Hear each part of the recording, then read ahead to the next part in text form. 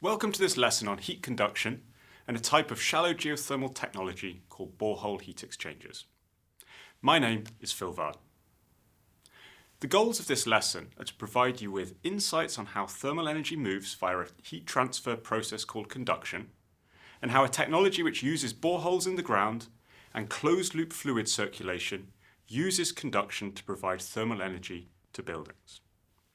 After this video, it's aimed that you'll be able to distinguish the mechanisms for the movement of thermal energy, explain the workings of borehole heat exchangers, recognise the working of heat pumps and system efficiency, and describe heat transfer through Fourier's law.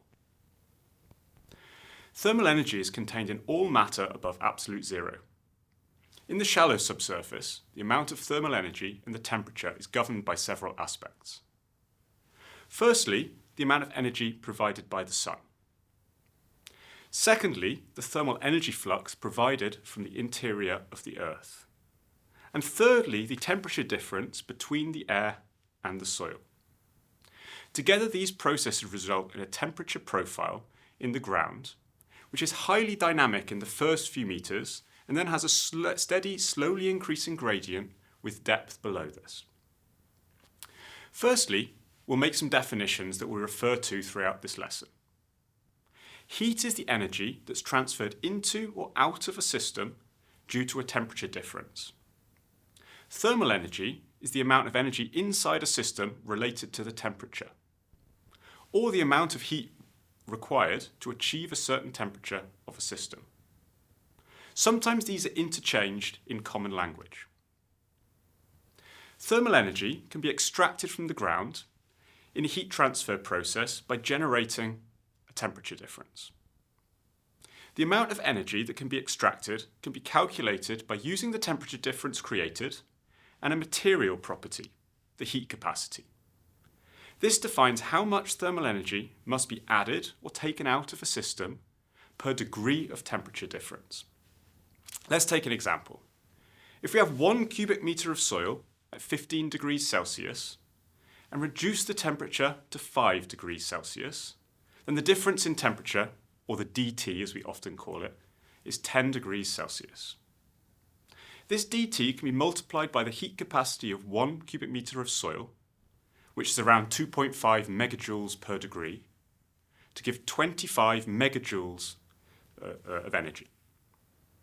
This is about the same energy as is used to boil enough water to make 350 cups of tea or coffee. So this tells us how much energy is in a material, such as the soil, but we also need to know how it moves. I'll use a pan of boiling water as an example to explain. A heat source, such as burning gas, provides electromagnetic waves which interact with the solid material of the pan in a process called radiation. The molecules of the pan vibrate and increase the vibration of adjacent molecules, such as the water, in a process called conduction. As the temperature of the water increases, its density then changes, which causes a flow of the hotter water towards the colder water, where conduction then causes that water to cool down. This happens cyclically in a process called convection. If your pan handle also then gets hot, it's by a process of conduction. With a pan, a major way of moving the thermal energy is simply by picking the pan up and moving it. The heat transfer process is then another different process, the movement of the entire pan, and that's called advection. Let's talk about the main technology that I'll discuss in this lesson now, the borehole heat exchangers. Here you see a building with 2 pipes in so-called U-tubes beneath it. Fluid is circulated inside these pipes at a different temperature than the soil, such that heat is conducted through the soil to the pipes and then via the fluid into the building. Inside the building is a piece of mechanical equipment called a heat pump, which is used to elevate the temperature to useful temperatures. We'll talk more about this later. There are therefore a series of heat exchangers. Firstly, the borehole heat exchanger exchanges heat between the ground and then the fluid inside the loop. Secondly, there's a heat exchanger between the ground loop and the heat pump. Thirdly, there's then a heat exchanger between the heat pump and the building circuit. And finally, there's a heat exchanger between the building circuit and the air inside the room that needs to be heated. I will now focus briefly on the workings of the heat pump. Firstly, low temperature fluid is provided from the soil and warms up fluid inside the heat pump.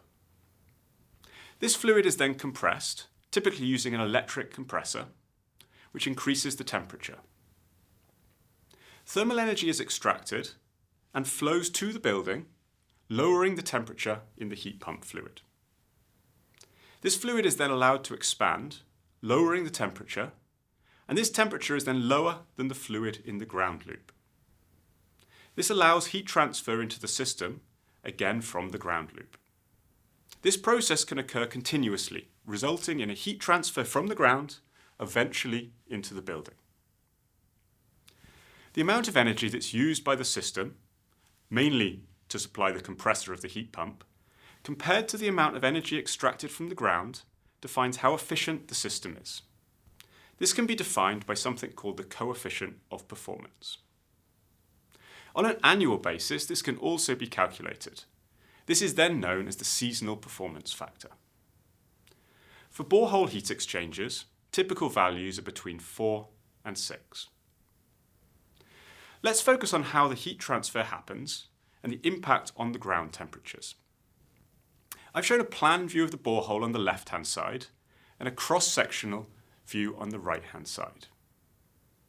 A temperature gradient, when using the energy for heating, is created by circulating water colder than the ground. This generates a conductive heat flux, which occurs towards the borehole and via the ground loops towards the building. The temperature then reduces in the ground close to the borehole, increasing towards the initial ground temperature some meters away. The temperature is reasonably constant along the whole length of the borehole.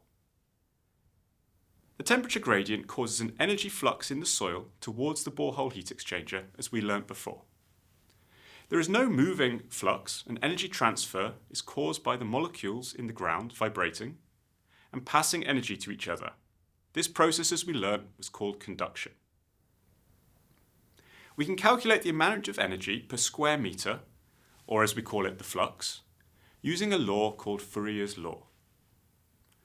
This law relates the temperature gradient and a material property called thermal conductivity, which tells us how easy energy is transferred through a material to the energy flux. Some typical values for different types of soil are shown below. In this way, we can start to understand how much heat is transferred in borehole heat exchangers. The whole process is reversed when we use these systems for cooling. In this case, thermal energy is added to the ground, raising the temperature. If these systems use approximately the same amount of energy for heating and for cooling, then the systems generally perform the best and do not contribute to a net heating or cooling of the ground. To summarise what we've learned, we've seen how thermal energy stored in the ground can be used for heating and cooling buildings. This can be done by installing borehole heat exchangers in the ground and circulating fluid with a different temperature to the ground through these heat exchangers. The primary heat transfer mechanism in the ground in these systems is called conduction. As the ground temperature is not high enough for heating of buildings, a heat pump is usually used to elevate the temperatures, which also consumes some usually electrical energy. Thank you for your attention.